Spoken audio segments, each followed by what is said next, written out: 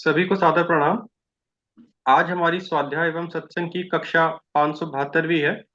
और आज की जो कक्षा है वो आदरणीय श्री विनय कक्कड़ जी एडवोकेट लेंगे। मैं उनसे विनती करता हूँ कि वो अपना उद्बोधन आरंभ करें। उनका विषय है जल संरक्षण जीवन रक्षण। आदरणीय कक्कड़ जी, आप अपना उद्बोधन आरंभ करें। बहुत बहुत धन्यवाद। नमस्कार। गायत्री मंत्र। ओम भूर्भुवः स्वः तत्सवितुर्वरेण्यं भर्गो देवस्य धीमहि धियो यो न प्रचोदयात्। उस प्राण स्वरूप, सुखनाशक, सुख स्वरूप, श्रेष्ठ, तेजस्वी, पापनाशक, देव स्वरूप परमात्मा को हम अपने अंतःकरण में धारण करें। वह परमात्मा हमारी बुद्धि को सन्मार्ग की ओर प्रेरित करे। गुरु ब्रह्मा, गुरु विष्णु, गुरु देवो महेश्वर, गुरु साक्षात पर ब्रह्म, तस्मै श्री गुरुवे नमः। अखंड मंडलाकारं व्याप्त येन चराचरम तत्पदम दर्शितम येन तस्मै श्री गुरुवे नमः। मातृवत लालयत्री च पितृवत मार्गदर्शिका नमो अस्तु गुरु सत्ताहे श्रद्धा प्रज्ञा युता चया। ओम श्री गुरुदेवाहे नमः। ओम श्री गुरुदेवाहे नमः। ओम श्री गुरुदेवाहे नमः। ओम विश्वानि देव सर्वितर दुरितानि परासु यद भद्रम तन्यासु। ओम शांति ही शांति ही शांति। बंधुओं, आज का विषय जल संरक्षण जीवन रक्षण। यूं तो विषय बड़ा हल्का फुल्का सा है, लेकिन यह विषय बहुत गंभीर विषय है। यह विषय बहुत महत्वपूर्ण विषय है। यह विषय हमारे जीवन से जुड़ा हुआ विषय। यह विषय हर प्राणधारी से जुड़ा हुआ विषय है, और केवल प्राणधारी से ही नहीं, यह विषय समस्त प्रकृति से जुड़ा हुआ विषय है। इस विषय की महत्ता आज के समय की बहुत बड़ी आवश्यकता है। आज के इस दौर में जब मनुष्य अपनी आपाधापी की लड़ाई में प्रकृति के इस महत्वपूर्ण पंच तत्वों में से एक जल को, उसकी निर्मलता को, उसकी पावनता को मिलावट करता चला जा रहा है, प्रदूषित करता चला जा रहा है, ऐसे में यह विषय प्रकृति के संरक्षण से ही जुड़ा हुआ विषय है। जल का संरक्षण एक किस्म से प्रकृति का संरक्षण है। बंधुओं, इसलिए समय की महती आवश्यकता के अनुसार आज इस दौर में मनुष्य को जल के संरक्षण की परम आवश्यकता है, क्योंकि जल ही तो जीवन है। जल है तो जीवन है, और जल नहीं तो जीवन नहीं। जल है तो यह कृषि है, यह पेड़ पौधे हैं। जल है तो जितने प्राणधारी हैं वह हैं। इसलिए कहा गया जल ही जीवन है। जल का संरक्षण जीवन का ही रक्षण है। जितना संरक्षण हम जल का करेंगे, उतना ही रक्षण हम अपने जीवन का करेंगे। यदि हम एक विहंगम दृष्टिपात करते हैं तो हम ये पाते हैं कि आज हमने अपने कृत्यों से पीने वाले पानी को बिल्कुल प्रदूषित कर रखा है। आज हमने विकास के नाम पर जो अंधी दौड़ प्रारंभ करी है, उसने भूजल का जिस प्रकार से दोहन किया है, पृथ्वी के नीचे जल निरंतर नीचे ही नीचे चला जा रहा है। हमने अपनी नदियों को, जो जल का प्राकृतिक स्रोत हैं, उन नदियों को प्रदूषित किया। हमने अपने तालाबों को, तलैया को, पोखरों को लगभग लगभग समाप्त कर दिया। वह तालाब, वह तलैया, वह पोखर, इनसे मनुष्य के जीवन में जल की आपूर्ति एक बड़े स्रोत के रूप में होती थी, उन सब को हमने या तो समाप्त कर दिया या इतना प्रदूषित कर दिया कि वह जल प्रयोग के योग्य ही नहीं रहा है। बंधुओं, कल कल बहती नदियां,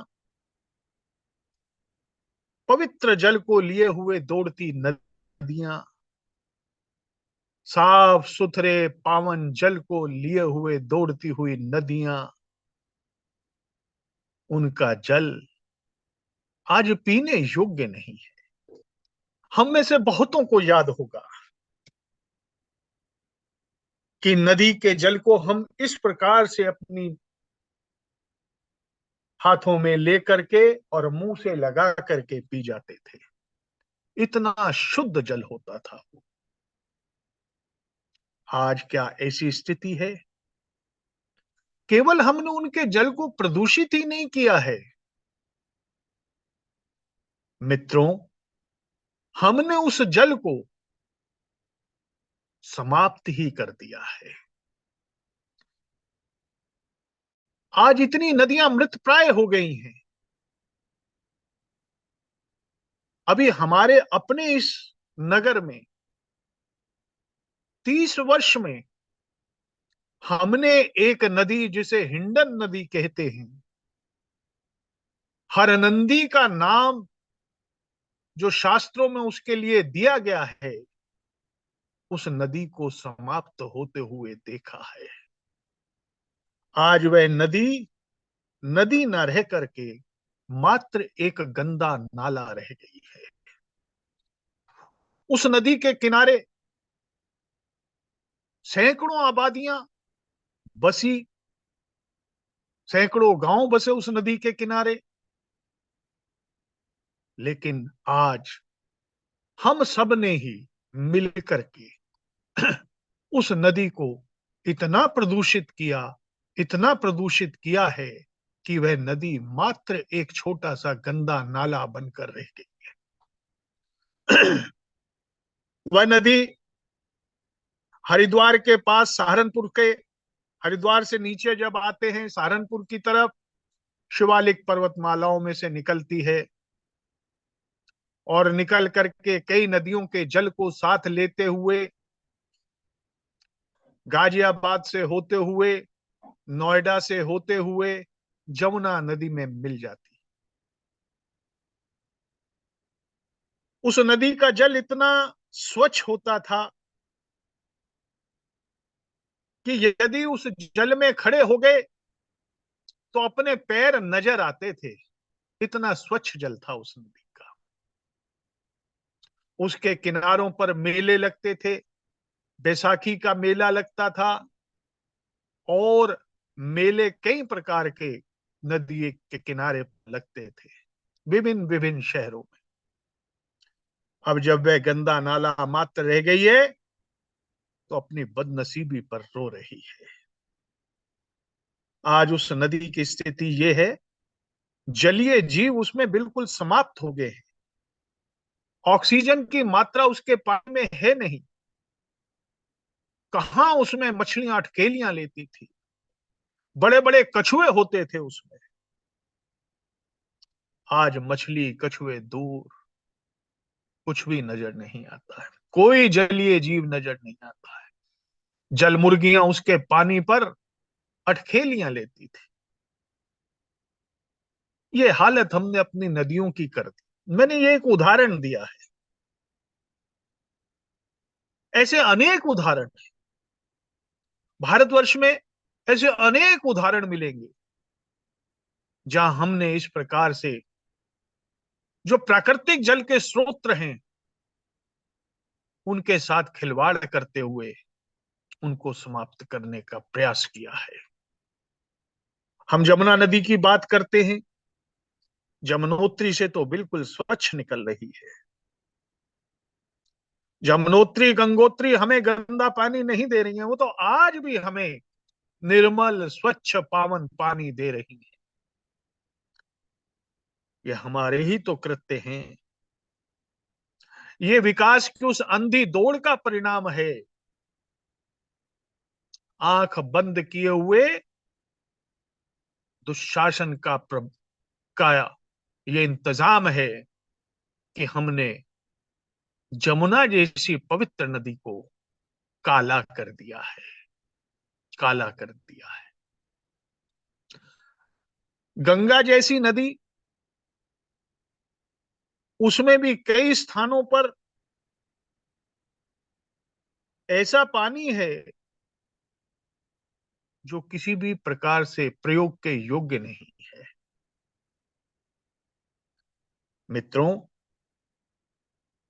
जो भी हमारी नदियां थी, हमने इन नदियों को प्रदूषित किया है। यह चिंता का विषय है। हमारे प्राकृतिक स्रोत होते थे जल के, तालाब, गांव गांव में तालाब थे। अभी हमने अपने ही इस नगर में देखा, सरकारी आंकड़ों के अनुसार हमारे नगर में, आसपास के देहातों में लगभग 540 तालाब होते थे। दुर्भाग्यपूर्ण स्थिति यह है कि आज शायद केवल और केवल मात्र 45 तालाब बचे। सब तालाबों की भूमि, उनको तालाब को खत्म करके बस्तियां बसा दी गई। तालाब खत्म हो गए, बस्तियां बस गई उन पर। तालाबों में जानवर नहा लिया करते थे। आज डेयरी वाले या जिन्होंने पशु पाल रखे हैं, वो धरती से पंप से पानी खींच करके अपने पशुओं को नहलाते हैं। पानी की जो आवश्यकता हमारे तालाब पूरी करते थे, आज उस आवश्यकता को हम धरती से जल का दोहन करके पूरा कर रहे हैं। आप कल्पना करिए कि क्या इस प्रकार से, यदि हम इसी प्रकार से दोहन करते रहे जल का, तो भविष्य हमारा क्या होगा। ये जो जीवन का विकास का क्रम है, ये जल पर ही तो आधारित है। ऐतरेय उपनिषद में हमने पढ़ा कि जल से ही पिंड का निर्माण हुआ। ये जितना ब्रह्मांड है, ये जितनी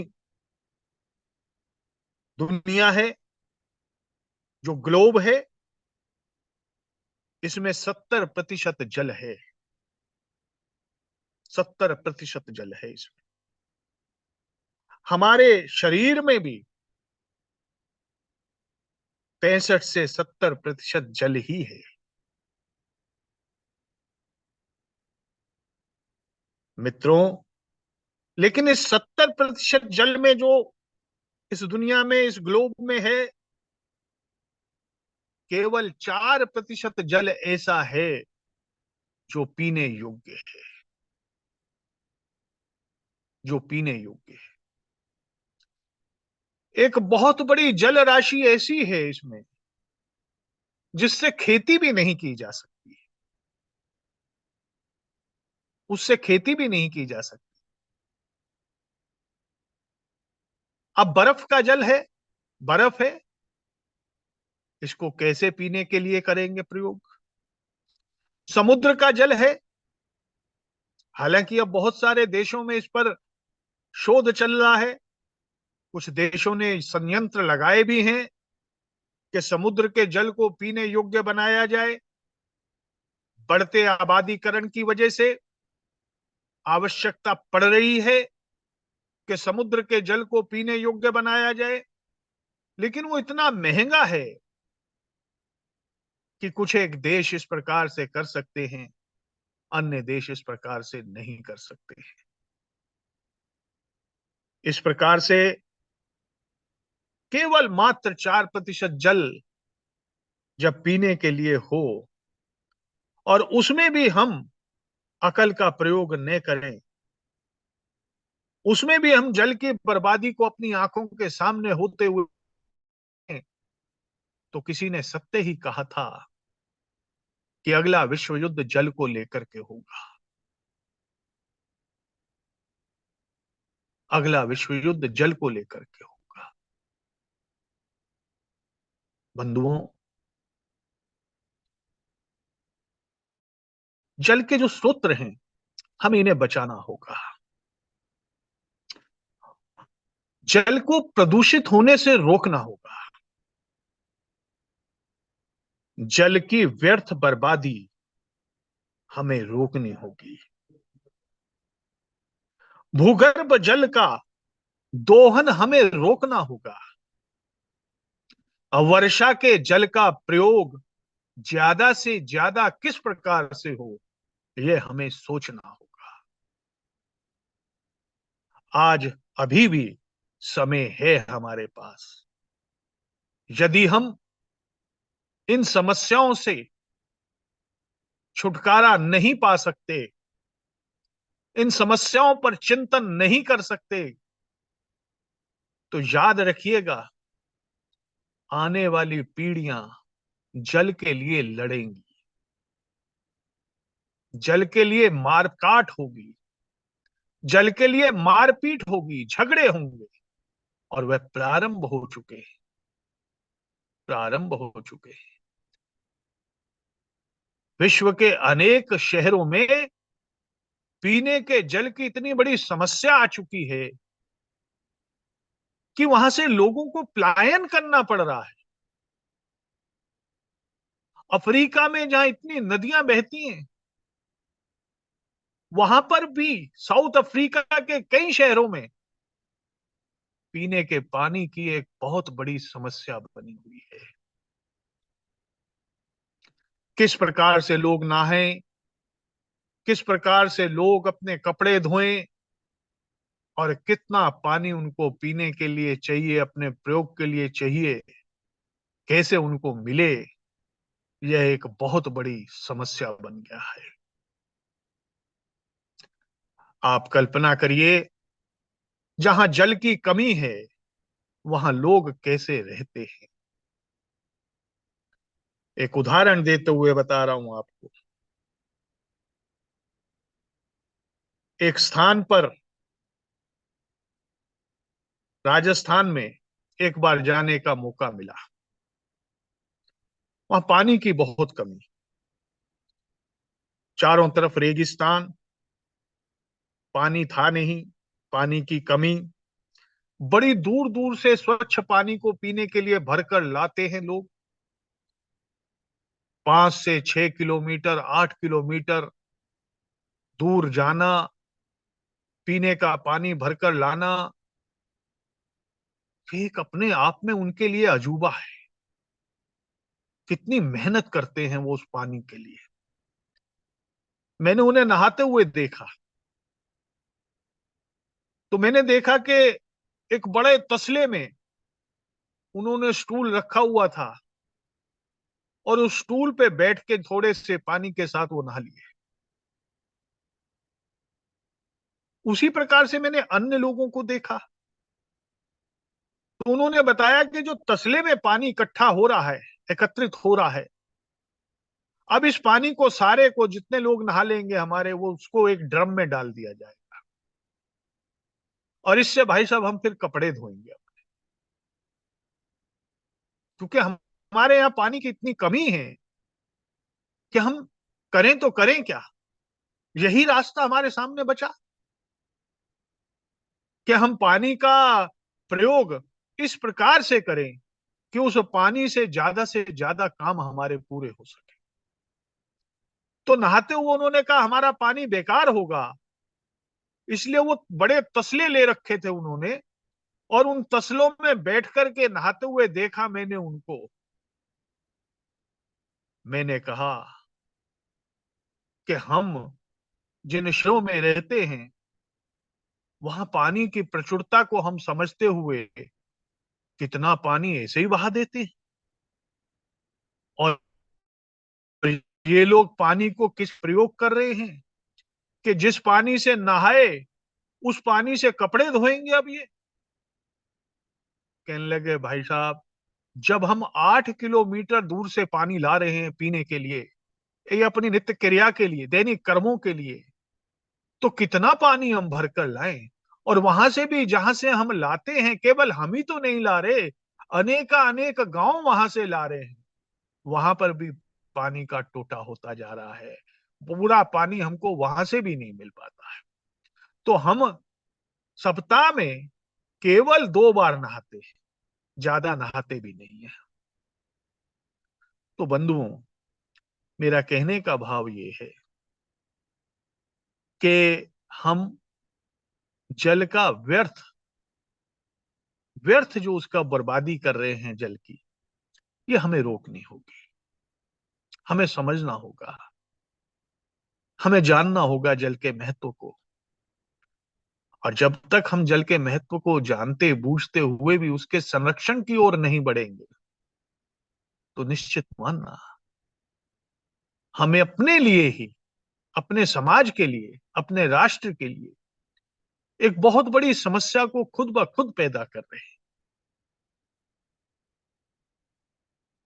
सरकारों को भी आगे आना होगा जल संरक्षण के लिए। हमें नदियों के प्रदूषण को रोकना होगा। आज नदियों का प्रदूषण, उसमें इंडस्ट्री का एक बहुत बड़ा योगदान है। समय समय पर यह आवाज उठाई जाती है कि इंडस्ट्री अपना खराब पानी नदियों में डाल रही है। जो औद्योगिक वाटर वेस्ट होता है, जिसके अंदर अनेकानेक केमिकल मिले होते हैं, अनेकानेक ऐसे अन्य तत्व मिले होते हैं जो पानी को खराब कर देते हैं, उस पानी को हम नदियों में डाल देते हैं। वह उद्योग उस पानी को नदियों में डालते, जो उसके पीछे नदी बह रही है उसमें डाल देता है, बिना यह सोचे समझे कि इस नदी पर तो जीवन चल रहा है, वो उस नदी को तबाह कर देता है। वर्षों के अंदर उस नदी का पानी पीने योग्य भी नहीं रह जाता है। इसके अतिरिक्त हम धरती के पानी को भी, भूगर्भ जो भूजल है, उसको भी दूषित कर रहे हैं, भूजल को भी दूषित कर रहे हैं। उसमें भी इंडस्ट्री का एक बहुत बड़ा योगदान होता है। खाली प्लॉटों पर उस पानी को फेंक दिया जाता है, वो पानी रिस रिस कर धरती के भीतर जाता है और धरती के भीतर जो भूजल है उसको दूषित करता है। कभी कभी लोगों के घरों में गंदा पानी आता है, पीले रंग का पानी आता है। जब जांच होती है तो पता लगता है कि ये फलानी फैक्ट्री वाले ने जो धरती में पानी छोड़ा है, वो पानी रिस रिस करके धरती के पानी को प्रदूषित कर दिया है। इसलिए आसपास के मोहल्लों में वह गंदा पानी आ रहा है जो पीने योग्य नहीं रह जाता है। आप सब जानते हैं कि गंदा पानी पीने से शरीर को कितने प्रकार के रोग हो सकते हैं। कई ऐसी बीमारियां हो जाती हैं। कहा तो यह भी जाता है कि निरंतर गंदा पानी पीते रहने से कैंसर जैसे रोग भी हो जाते हैं, और हो रहे हैं, हो भी रहे हैं। तो हमें पानी के प्रदूषण के लिए सजग होना है। पानी का प्रदूषण न हो, जल प्रदूषित न हो। मित्रों, आंदोलन चलने चाहिए इसके लिए कि हमारा जल प्रदूषित ना हो। धरती माता हमें जो जल दे रही है, इसका हम दोहन ना करें। उतना जल लें धरती माता से जितने की हमें आवश्यकता है। एक आंकड़े के अनुसार एक दिन में पूरी दुनिया में 18,000 करोड़ लीटर जल केवल फ्लशिंग करके बहा दिया जाता है।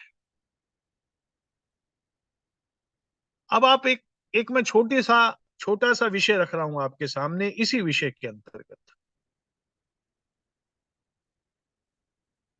कि जब हम मल विसर्जन करते हैं, उसके लिए फ्लश को चलाते हैं, एक बार में जो हमारे घरों में फ्लश का सिस्टम लगा हुआ है, उसमें 12 से लेकर 17 लीटर पानी होता है।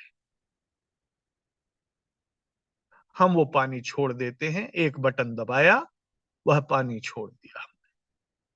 ठीक है, मल विसर्जन है, मल को फ्लशिंग करने के लिए पानी की आवश्यकता है। लेकिन उसके बाद जब हम मूत्र विसर्जन दिन भर में करते रहते हैं, तो हर मूत्र विसर्जन पर हम उस फ्लश को चलाते हैं। अपने घरों में अपने सबने देखा है ये। तो मूत्र विसर्जन के लिए जब हमें 3 से 4 लीटर 5 लीटर पानी चाहिए, वहां पर भी हम 12 से 17 लीटर पानी बहा देते हैं। क्या हम 10 लीटर पानी हर बार, अगर हम दिन में एक व्यक्ति अपने घर में 6 बार भी मूत्र करने के लिए गया, तो उसने अगर 10 लीटर पानी बचाया, तो 60 लीटर पानी एक व्यक्ति बचा सकता है मात्र। और घर के जितने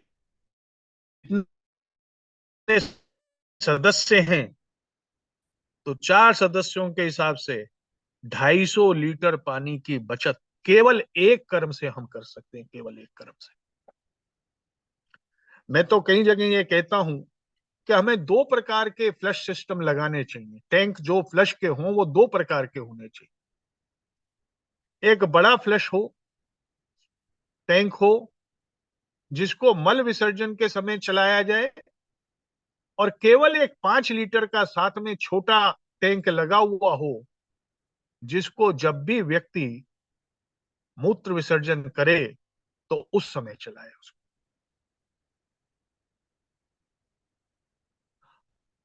हम कितना पानी बचा सकते हैं, मैंने एक छोटा सा उदाहरण आपके सामने रखा। इस पर आप जोर डालिएगा, आप सोचिएगा। आज मैंने जो ये आपके सामने विषय रखा है, क्या हम इस प्रकार से वाटर मैनेजमेंट अगर हम अपना कर लें, तो क्या हम पानी की बचत नहीं कर सकते? हम कर सकते हैं, हम कर सकते हैं। हम आज तो सोच रहे हैं कि हमारे पास पानी बहुत है। हमने बटन दबाया, मोटर चली, नीचे से पानी आ गया, धरती से लाइन से हमने पानी खींचा। लाइन में भी तो पानी जो आ रहा है वो धरती से ही आ रहा है। हमारी टैंकी भर गई, हम प्रसन्न, हमारी टैंकी भरी हुई है। हम उस पानी का बेइंतहा बिना सोचे समझे प्रयोग करते हैं। हम उसकी बचत कर सकते हैं। क्या हम प्रयास करते हैं उसकी बचत करने के? नहीं करते। मैंने बहुत से लोगों को देखा कि जिस समय वो ब्रशिंग कर रहे होते हैं, अपना पेस्ट कर रहे होते हैं, नल खुला रहता है। अगर 3 मिनट 2 मिनट भी उन्होंने अपनी ब्रशिंग में लगाए, टूथ ब्रशिंग में, तो वो 2 मिनट उनका नल खुला रहता है। भाई क्यों खोल के रखा है? कि जो हम इसमें फेंक रहे हैं वो साफ हो जाए, उसको खुला रखते हैं। और ये अधिकांशतः होता है। पुरुष अपनी दाढ़ी बनाते हैं ना, तो पहले समझदार जितने होते थे लोग बाग, वो मग्गे में जल लेकर के फिर अपना करते थे। आज नल चलता रहता है, हम अपनी दाढ़ी ऐसे ऐसे बनाते रहते हैं। हो सकता है बहुत सारे लोग नहीं करते, लेकिन बहुत लोग करते हैं ऐसा। कोई भी इसको अपने ऊपर नहीं ले, अन्यत्र नहीं ले इसको। यह एक समस्या है। हम बचा सकते हैं ना जल, हम जल का संरक्षण कर सकते हैं ना। और फिर मित्रों, खेती जल पर ही तो आधारित है। हमें खेती के लिए जल चाहिए। एग्रीकल्चर के लिए प्रचुर मात्रा में अगर जल नहीं होगा, तो आप जो क्रॉप्स लेते हैं वो कहां से आपके पास आएगी? जिस क्रॉप को जितना जल चाहिए उतना उसे चाहिए। हम जो बचत करें जल की,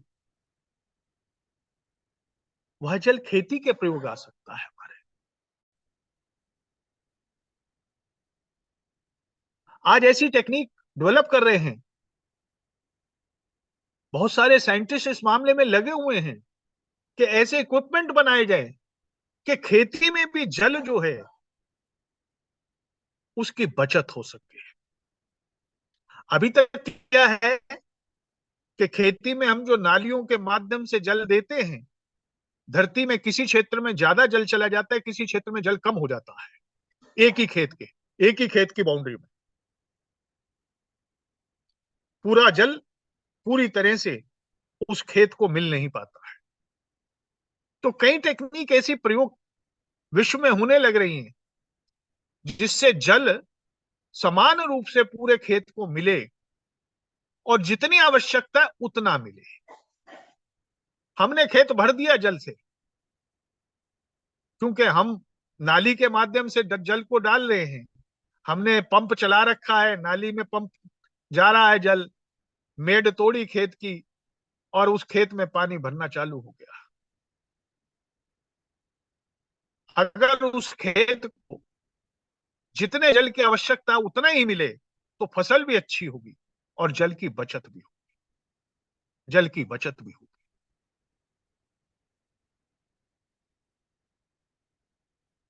जल उद्योगों के लिए आवश्यक है। उद्योग जगत को भी जल चाहिए। यदि उद्योग जगत को जल नहीं मिलेगा, प्रोडक्शन की बहुत सारी ऐसी चीजें हैं जिनको जल चाहिए, वो प्रोड्यूस नहीं हो पाएंगे। जीवन चलेगा कैसे आगे? आप देखिए, जहां पर वर्षा नहीं होती, अगर 2 साल 3 साल वर्षा ना हो, अकाल की स्थिति आ जाती है, कितने लोग काल कलवित कबलित हो जाते हैं। हजारों लोग मर जाते हैं, हजारों पशु मर जाते हैं, सैकड़ों एकड़ भूमि बंजर हो जाती है। कितनी लताएं, कितनी वनस्पतियां समाप्त हो जाती, कितने पंछी मर जाते। जल की ऐसी आवश्यकता है। अगर हमें खेती के लिए आज प्रचुर जल नहीं मिलेगा, तो खेती कैसे होगी? एग्रीकल्चर कैसे होगा हमारा?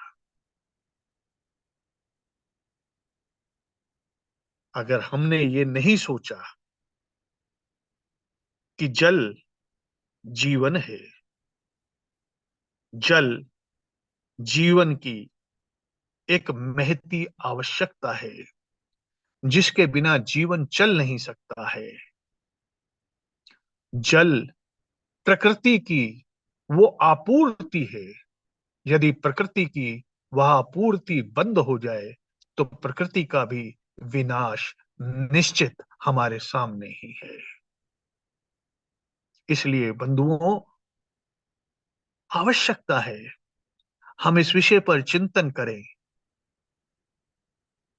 और चिंतन करके अपने से प्रारंभ करें कि हम जल का उतना ही प्रयोग करेंगे जितनी हमें आवश्यकता है, और उसमें भी जितनी बचत हम जल की कर सकते हैं हम वह जल की बचत करेंगे। आज भी वाटर हार्वेस्टिंग के मामले में भारतवर्ष विश्व के अनेक देशों से बहुत पीछे है, बहुत पीछे है। हमें अपने सोसाइटियों में, अपने घरों के आसपास इस प्रकार की व्यवस्थाओं को सोचना है, करना है कि वाटर हार्वेस्टिंग हो सके, वाटर हार्वेस्टिंग हो सके। ये जो हमारा वर्षा का जल है, इस वर्षा के जल से न जाने हम अपने कितने ऐसे काम कर सकते हैं जो काम हम अपने दूसरे जल से करके उसको जल के संरक्षण को कर सकते हैं। तो वर्षा का जल हमें एकत्रीकरण करना है। उसके लिए हमें अपने साधनों को प्रयोग में लाना पड़ेगा और साधनों का सही बेहतर प्रयोग करके वाटर हार्वेस्टिंग सिस्टम मेरे विचार में प्रत्येक 200 गज के मकान पर होना चाहिए। प्रत्येक 200 गज के मकान पर और उससे ऊपर के मकान पर वाटर हार्वेस्टिंग का एक सिस्टम बनना चाहिए। यदि हमने इतना भी कर लिया तो ये हमारी बहुत बड़ी उपलब्धि होने जा रही है। यदि हमने प्रत्येक 200 गज से बड़े मकान पर वाटर हार्वेस्टिंग के सिस्टम को लगा दिया और वाटर हार्वेस्टिंग करने लगे तो ये हमारा एक बहुत बड़ा इस समस्या का निराकरण हो जाएगा। इसलिए बंधुओं, हमें इस विषय पर चिंतन वाटर हार्वेस्टिंग पर भी करना है कि वाटर हार्वेस्टिंग हम कैसे करें। मैंने जैसे शुरू में कहा था कि एक एक छोटी छोटी बात को जल संरक्षण में हमें अपने चिंतन में लानी होगी। गाड़ियां हम धोते हैं। अब एक गाड़ी को धोने में आप खुद अपने आप देखते होंगे कि कितना पानी हम प्रयोग करते हैं।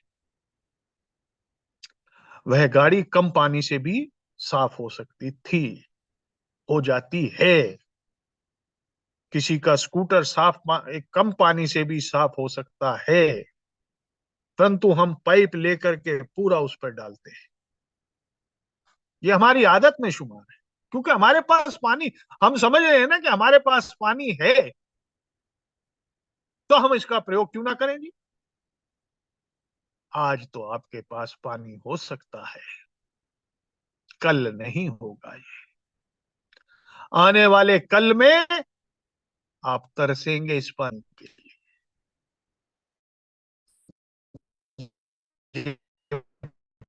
पानी आपको नहीं मिलेगा, बिल्कुल तरसेंगे इस पानी के लिए। हम अपने नहाने में ही इतना पानी व्यर्थ कर देते हैं। एक आंकड़े के अनुसार, मैं आपको यूएनओ इसका डब्ल्यूएचओ का एक आंकड़ा दे रहा हूं। उसने एक आंकड़ा दिया है कि औसतन भारतवर्ष में, केवल भारतवर्ष का आंकड़ा है, औसतन भारतवर्ष में एक व्यक्ति प्रतिदिन कम से कम 60 लीटर पानी को व्यर्थ करता है। 60 लीटर पानी प्रतिदिन हम व्यर्थ कर देते। ये आंकड़ा है, आप इस आंकड़े को गूगल पे जाकर के चेक कर सकते हैं। औसतन प्रतिदिन एक व्यक्ति 60 लीटर पानी को व्यर्थ करता है। ये औसत है, औसत। अब आप इसको अपनी आबादी के साथ गुणा कर लीजिए, आप पा जाएंगे कि एक दिन में अकेले भारतवर्ष में हम कितने गैलन पानी को व्यर्थ कर देते हैं, कितना गैलन पानी हम व्यर्थ करते हैं। इस विषय पर आज मैंने ये विषय जो लिया, यह विषय केवल इसलिए लिया आज कि एक चर्चा ऐसी प्रारंभ हो हम सब में, जितने भी हम बुद्धिजीवी हैं, हम सब में एक चर्चा प्रारंभ हो कि भाई अगर जल का संरक्षण नहीं किया तो जीवन का भी रक्षण होगा नहीं। हम तो चले जाएंगे, पर आगे क्या होगा इसकी कल्पना करिए। तो जो मैंने कहा ना कि पीढ़ियां इस जल के लिए लड़ेंगी, पीढ़ियों में इस जल के लिए मारकाट होगी, पीढ़ियों में इस जल के लिए हत्याएं होंगी, देशों में इस जल के लिए युद्ध होंगे। और ऐसा भी तो हो सकता है कि भयानकता इतनी बढ़ जाए, इतनी बढ़ जाए कि केवल इस जल के लिए ही भविष्य में एक विश्व युद्ध हो जाए। तो हमें चिंतन करना है।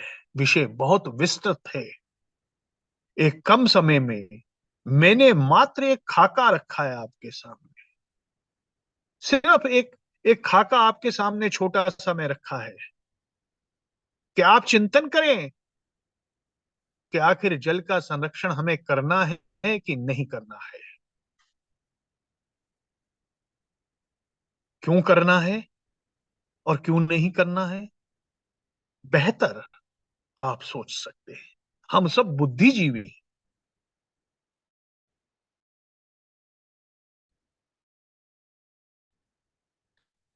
सब बुद्धिजीवी, हम सब समझ रहे हैं। जब भी आप बुद्धिजीवियों में इस विषय पर चर्चा करेंगे तो जो बात मैं कह रहा हूं इसी बात को हर बुद्धिजीवी कहेगा कि हाँ भाई साहब, जल का संरक्षण होना बहुत आवश्यक है। लेकिन मैं अपने से प्रारंभ करके आप सबसे एक प्रश्न करता हूं, क्या हम बेहतर जल प्रबंधन की ओर बढ़ रहे हैं? मित्रों, संभवतः अभी तो नहीं बढ़ रहे, लेकिन बढ़ना पड़ेगा। जल प्रबंधन यानी जल का संरक्षण, प्रदूषण से जल को रोकना, जल की व्यर्थ बर्बादी को रोकना, जल के प्राकृतिक स्रोतों को बनाए रखना, बचाए रखना, और वाटर हार्वेस्टिंग, वर्षा के जल को इस प्रकार से संचित करना, संचय करना कि समय पर उसका प्रयोग किया जा सके। इसके अतिरिक्त भूगर्भ में भूजल जो है, इस जल की भी शुद्धता को बनाए रखना। एक छोटा सा उदाहरण देकर के वाणी को विराम दूंगा। आज से 10 वर्ष पहले गाजियाबाद शहर में वाटर लेवल जो था और आज जो वाटर लेवल है, वह वाटर लेवल 10 वर्षों में लगभग 8 से 9 मीटर नीचे चला गया है धरती। सोचेंगे तो कोई बड़ी बात नहीं है, लेकिन चिंतन करेंगे तो यह बहुत बड़ी बात है।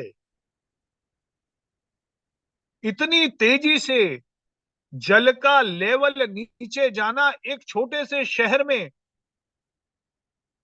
चिंता का विषय है। आने वाले वर्षों में कितनी नीचे जाकर के आपको डीप ड्रिलिंग करनी पड़ेगी इस जल को लेने के लिए।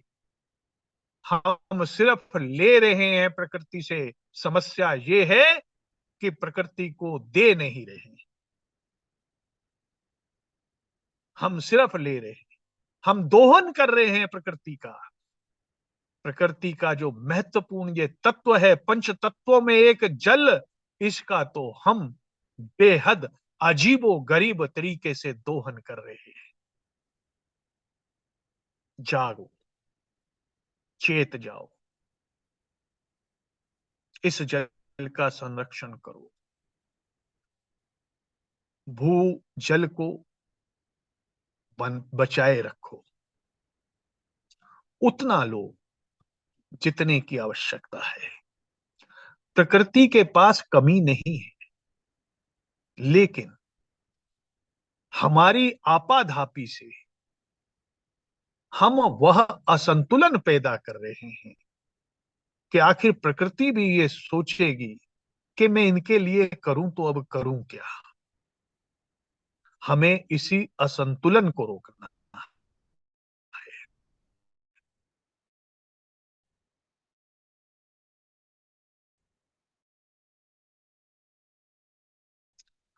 तेरे भी प्रकृति ने अपने बच्चों के लिए वह सब कुछ रखा हुआ है जो उसकी आवश्यकता के अनुसार उन बच्चों के लिए जरूरी है। परंतु यदि हम लूट खसोट में ही लग जाएंगे, बर्बादी में ही लग जाएंगे, तो इस गुलिस्तां को उजड़ने में देर भी नहीं लगने वाली। यह एक उजड़ा हुआ चमन रह जाएगा, मात्र उजड़ा हुआ चमन। इसलिए वाटर लेवल धरती में नीचे ना हो, उसकी भी चिंता हमको करनी चाहिए। हम घरों में उतने ही पानी का प्रयोग करें जितने की हमें आवश्यकता होती है। एवरेज एक मनुष्य को मात्र 40 से 45 लीटर पानी में उसका काम चल सकता है। अधिकतम भी अगर ले तो आंकड़े ये बताते हैं कि अधिकतम भी अगर लिया जाए तो 90 से 100 लीटर। हम अगर इसको थोड़ा सा बीच में रख लें, 50 से 55 लीटर पर भी आ जाए, तो मित्रों समस्या का समाधान निकल सकता है। तो आइए, क्योंकि समय हो रहा है, अपनी इस वाणी को विराम देने से पूर्व मैं आप सबसे निवेदन करूंगा कि अपने हृदय के भीतर एक संकल्प अवश्य लें। जल तेरी बर्बादी हम रोकेंगे। आंदोलन भी करने पड़े तो हम आंदोलन करेंगे। हमें मजबूर होकर के सरकार को कहना पड़ा कि कानून बनाओ तो कानून भी बने। चिपको आंदोलन सुंदरलाल बहुगुणा जी ने जब पेड़ कट रहे थे तो उनकी कटाई को रोकने के लिए चिपक गए उनके साथ। ऐसी आवश्यकता अगर जल को बचाने के लिए भी करनी पड़े तो हमें समाज में आगे आने के लिए तैयार रहना चाहिए, तत्पर रहना चाहिए, संकल्पित होना चाहिए। जल संरक्षण, जीवन रक्षण। हम करेंगे जल का संरक्षण, हम करेंगे जल का संरक्षण। मैंने अपनी बात कही। यदि कोई त्रुटि रह गई हो, कम समय में जितना कह सकता था उतना आपके समक्ष रखा है। कोई त्रुटि रह गई हो तो उसके लिए क्षमा चाहता हूं। जय भारत, जय मां भारती। अ, अब किसी का यदि कोई प्रश्न हो तो वो अपना प्रश्न पूछें अनम्यूट करके।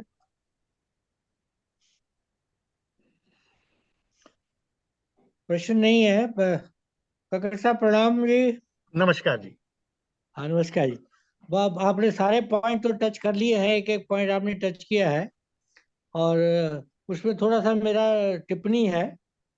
जो आपने टॉयलेट का जो आपने जिक्र किया है, एक अलग अलग अलग उसका फ्लश होना चाहिए यूरिनेशन के लिए।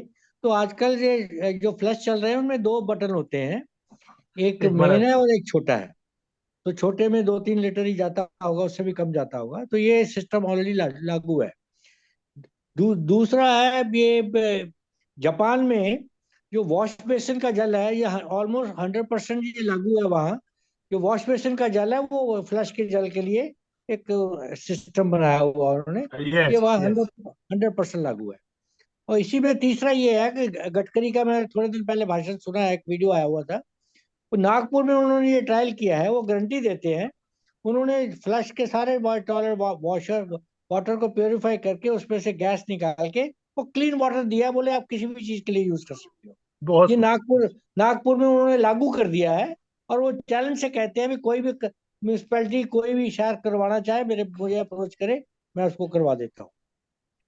दूसरा वाटर हार्वेस्टिंग का ये गवर्नमेंट का रेगुलेशन है, without fail. It's a law by all building of all constructions, that above 200 metre house हो गया। और सब कमर्शियल सब फैक्ट्रीज के लिए वाटर हार्वेस्टिंग के बिना उनका नक्शा अप्रूव नहीं होता और प्लान भी अप्रूव नहीं होता। और एक और इंडस्ट्री के लिए बताता हूँ, इंडस्ट्री के लिए एक जो वाटर एक्सट्रैक्शन लेते हैं, ये पिछले हुआ तकरीबन 7-8 साल से शुरू हुआ है। और वो ये है कि आप जितना पानी कंजप्शन होता है आपको फिगर देनी पड़ती है, पोल्यूशन कंट्रोल को आप सर्च भी देते हैं उसकी। आपको उतना एनकैचमेंट का कोई ना कोई आसपास गांव में जगह लेके उतना वो तालाब बनाना पड़ेगा आपको। और उसका डायमेंशन उसका अप्रूव्ड कंसल्टेंट से अप्रूव करा के कि हाँ ये इतना पानी इसमें साल का इकट्ठा होगा बारिश का, और ये इतना पानी ये जितना आप कंज्यूम करेंगे उसके बराबर का आपको एनकैचमेंट बनाना पड़ेगा।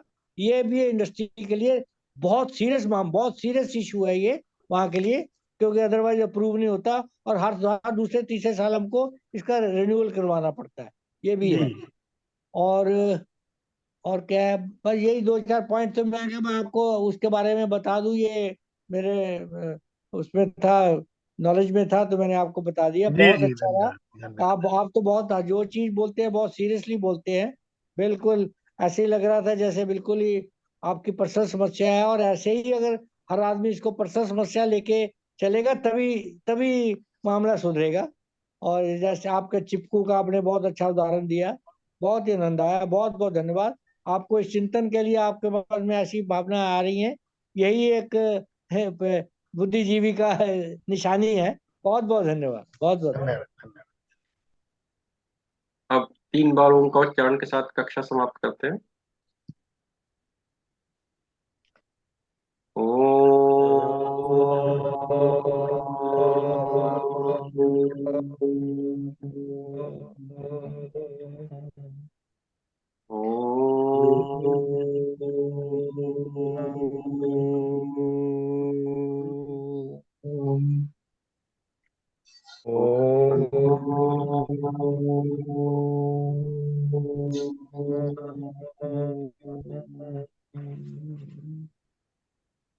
शांति शांति शांति। शांति। बहुत बहुत धन्यवाद सभी को।